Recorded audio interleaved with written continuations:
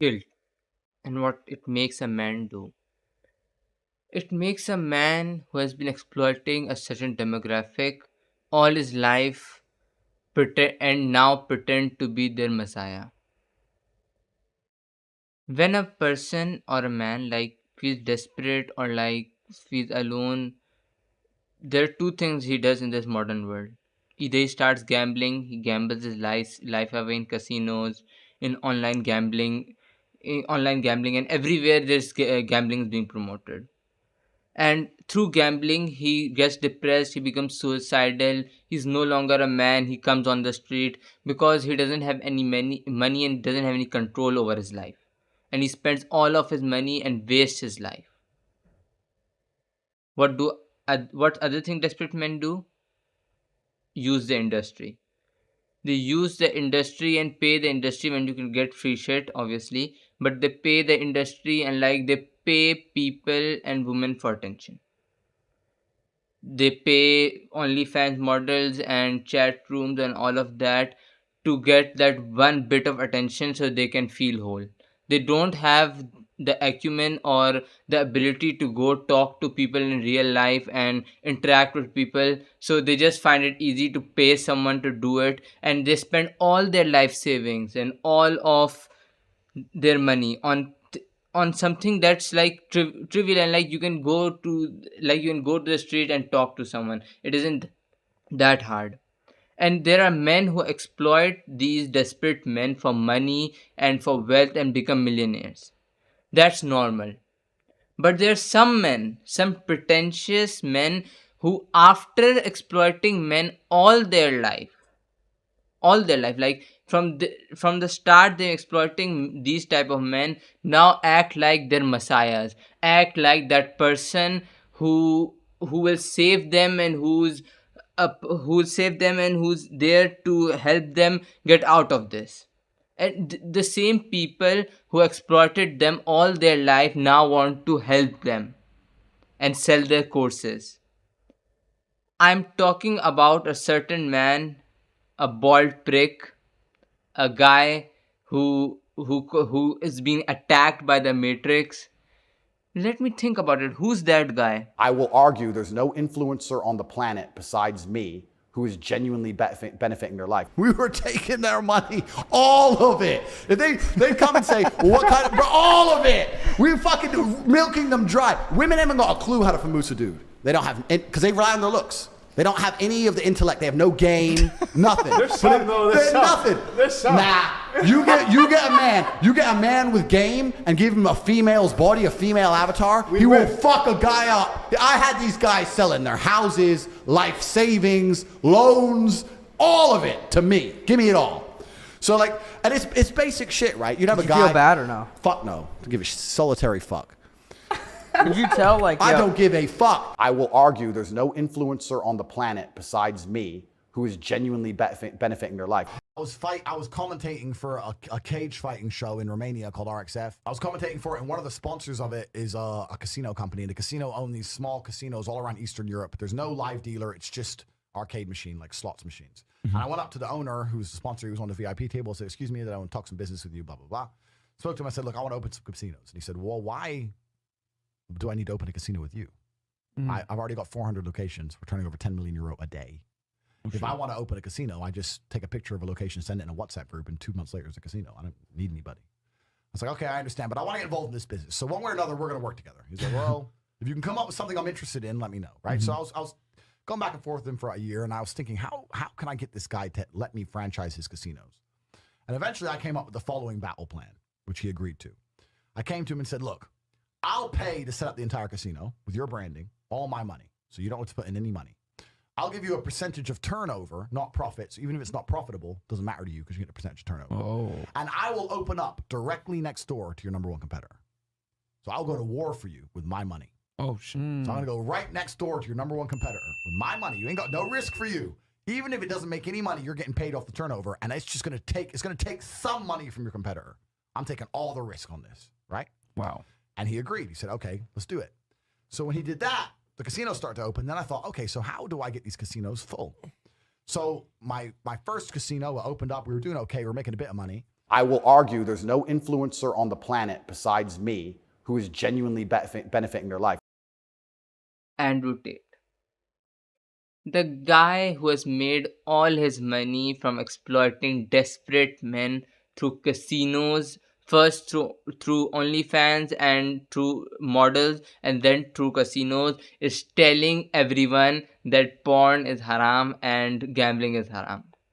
The person who still owns casinos is telling Aiden Ross that why are you streaming gambling streams? It's haram. I'm not saying it both aren't bad. Both are disgusting things. But a pimp is telling a society right now to be moral, and a pimp is guiding desperate men right now. That's the society that we live in. But it's like typical 2023, where the most unqualified person will be the person selected for the job. And like Andrew Tate, like, I'm not saying he that I disagree with everything he says. Some of the shit he says is correct, but like it's like me selling. It's like exploiting homeless people by kidnapping them and selling their kidneys, and then later making videos saying how to get out of homelessness. Like, he exploited them all their life and now pretends to be like that guy who's being attacked by the Matrix because he's saving men. He's not that guy. Like, no chance that a person who has been part of the Matrix and who has exploited men all his life is now the guy being attacked by the Matrix. The Matrix trying to kill me. If the Matrix was even trying to kill him, he would have been already dead. You can't escape from the Matrix. And people are like, you are a Matrix believer? Yes, I am. I believe that there are people out there who control the world. I believe that, because if I was rich and I didn't have anything to spend, I would also control the world, and it's a normal thing. I accept it. But like, Andrew Tate is not some enemy of the Matrix. And like, it was funny as hell when Adam 22 said that I'm also being attacked by the Matrix. Bro, you're all part of the Matrix. You're all part of the Matrix. You're all hypocrites. Andrew Tate goes to like all of his new podcasts like gambling is haram, gambling is haram, gambling is haram. He owns casinos. What kind of hypocrisy is that?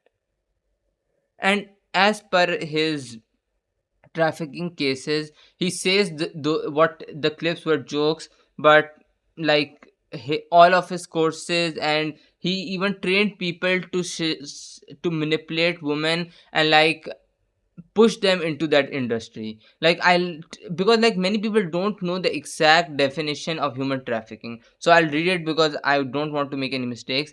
Human trafficking involves the use of force, fraud, or coercion. So it can be force, or it can be fraud or coercion. So like, if for example I offer a person 50% of their dealings and I give them 20%, and like I use that's trafficking. That's human trafficking.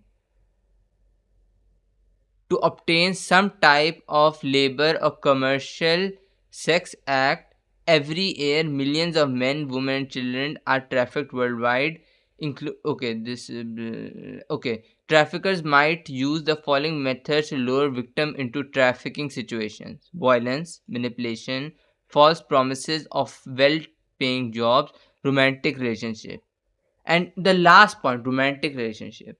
Basically, Andrew Tate has, I'm not saying, this is not my quote, but Andrew Tate has said it many times that he uses the lover boy method. You cannot get a girl to work for you you haven't fucked. So the recruitment process is the same as the PhD course. You message them on Instagram. The PhD course is my recruitment system. I don't mention webcam until after I've had sex with the girl. If you're on dates and you're trying to mention it and shit, it just doesn't work. It puts them off. I'd never do that. That's disgusting. I'm not a whore. It's just not gonna work. You continue as normal, no mention of webcam. You fuck the girl. After you fuck the girl, you do the PhD test. If she passes the PhD test and she wants to be with you, then you start mentioning things like, yeah, but you know, you're always busy. You're always at work. You can come work for me. So, as I said, you cannot try and approach girls to do webcam. Hi, do you want to do webcam? It's bullshit. It doesn't work. No one's going to say yes. And any girl who does say yes is doing it. She doesn't like you. She doesn't know you. She doesn't love you. She's saying yes purely for money. I'm going to sneeze. Any girl who wants money that bad is going to skank you and leave you when she realizes you get a big cut of it. So even if you do get a girl to say yes that way, even if you do say to a girl, look, let's make some money, she's only in it for the money. She's not in it to please you. And if she's only in it for the money, she's going to get pissed off with her cut. Because they're going to Google up how much a token's worth, how many tokens they made, and all that shit. They're going to get pissed off with their cut. Remember the tax thing, so you only have to pay them 30% instead of 50%. That's important for your profitability. So you don't want a girl who's in it for money. You want a girl who's in it to be with you. So you meet a girl, you take her on dates, you fuck her, whatever. She passes the PhD test. Then you start saying things like, oh yeah, but you're always working. I have to do some traveling and you can't come. I want to bring you with me. Traveling is a great one because the thing about this business is mobile. If you can find a good Airbnb with good internet, you can run it somewhere else. So it's a good little caveat to throw in. Oh, and you're always working. Why don't you work for me so we spend more time together? Work for you doing what? So you'll have a webcam business. Oh, I don't want to do that. So okay, I know you don't want to do that, but listen. Come, let's have a meeting. Let's just talk about it. If you don't want to do it, don't do it. Fine. But let me explain it to you properly. In fact, I'll bring one of the girls who works for me. You, your bottom bitch, the new girl, you go out for fucking a nice dinner. Your bottom bitch is the one who does the selling. You don't do the selling. The girl has to hear it from a girl. And this is where your bottom bitch has to be trained. That's why I said it's so important to have a good first girl. My first girl was so good, it was easy. My girl would sit there and go, oh my God, before this I was a waitress and it was shit, and now I do this and I make so much money, and the guys all love me and they adore me, and on my birthday they send me presents, and I get so much money, blah, blah, blah, and it's so much fun, and we stay at home, and da-da-da-da, and we're gonna go to Thailand soon, and we're gonna be working in Thailand, and we're gonna stay there for as long as we want, you should come with us, it's gonna be so much fun, da-da-da-da, martinis, martinis, martinis, bang, threesome.